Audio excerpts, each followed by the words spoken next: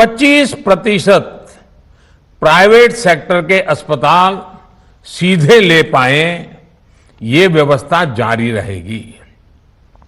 Private अस्पताल vaccine की निर्धारित कीमत के उपरांत एक डोज पर अधिकतम 150 रुपये ही सर्विस चार्ज ले सकेंगे। इसकी निगरानी करने का काम राज्य सरकारों के पास ही रहेगा। साथियों, हमारे शास्त्रों में कहा गया है, प्राप्य आपदम न व्यथते कदाचित, उद्योगम अनु इच्छति चा प्रमत्तः। अर्थात विजेता आपदा आने पर उससे परेशान होकर हार नहीं मानते, बल्कि उद्यम करते हैं, परिश्रम करते हैं और परिस्थिति पर जीत हासिल करते हैं। कोरोना से लड़ाई में 130 करोड़ से अधिक भारतीयों ने अभी तक की यात्रा आपसी सहयोग, दिन रात मेहनत करके तय की है। आगे भी हमारा रास्ता हमारे श्रम और सहयोग से ही मजबूत होगा। हम वैक्सीन प्राप्त करने की गति भी बढ़ाएंगे और वैक्सीनेशन अभियान को भी और गति देंगे। हमें याद रखना है कि भारत में वैक्सीनेशन की रफ्तार आज भी दुनिया में बहुत तेज है, अनेक विकसित देशों से भी तेज है। हमने जो टेक्नोलॉजी प्लेटफॉर्म बनाया है कोविन, उसकी भी पूरी दुनिया में चर्चा हो रही है।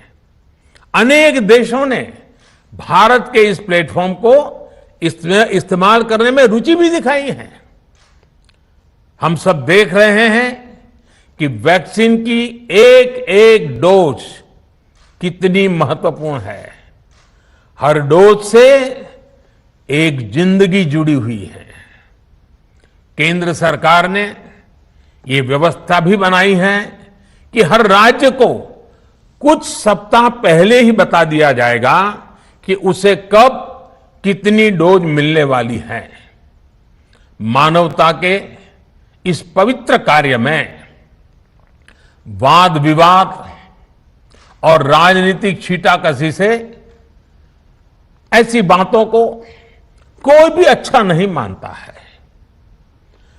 वैक्सीन की उपलब्धता के अनुसार पूरे अनुशासन के साथ वैक्सीन लगती रहे, देश के हर नागरिक तक हम पहुंच सके, ये हर सरकार, हर जनप्रतिनिधि, हर प्रशासन की सामूहिक जिम्मेदारी है। प्रिय देशवासियों, टीकाकरण के अलावा आज एक और बड़े फैसले में, उस फैसले से मैं आपको अवगत कराना चाहता हूं। पिछले वर्ष जब कोरोना के कारण लॉकडाउन लगाना पड़ा था, तो प्रधानमंत्री गरीब कल्याण अन्न योजना के तहत 8 महीने तक 80 करोड़ से अधिक देशवासियों को मुफ्त राशन की व्यवस्था हमारे देश ने की थी। इस वर्ष भी दूसरी वेव के कारण मई और जून के लिए भी इस योजना का विस्तार किया गया था। आज सरकार ने फैसला लिया है कि प्रधानमंत्री गरीब कल्याण अन्न योजना को अब दीपावली तक आगे बढ़ाया जाएगा।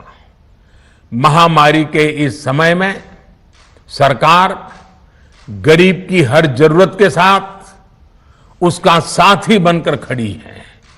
यानी नवंबर तक 80 करोड़ से अधिक देशवासियों को हर महीने तय मात्रा में मुफ्त अनाज उपलब्ध होगा। इस प्रयास का मकसद यही है कि मेरे किसी भी गरीब भाई बहन को, उसके परिवार को भूखा सोना ना पड़े। साथियों, देश में हो रहे इन प्रयासों के बीच कई क्षेत्रों से वैक्सीन को लेकर भ्रम और अफवाहों की जानकारी चिंता बढ़ाती है। ये चिंता भी मैं आपके सामने व्यक्त करना चाहता हूं। जब से भारत में वैक्सीन पर काम शुरू हुआ, तभी से कुछ लोगों द्वारा ऐसी बातें कही गई जिससे आम लोगों के मन में शंका पैदा हो। कोशिश ये भी हुई कि भारत के वैक्सीन निर्माताओं का हौसला पस्त पड़ जाए और उनके सामने अनेक प्रकार की बाधाएं आए। जब भारत की वैक्सीन आई तो अनेक माध्यमों से शंका आशंका को और बढ़ाया गया। वैक्सीन न लगवाने के लिए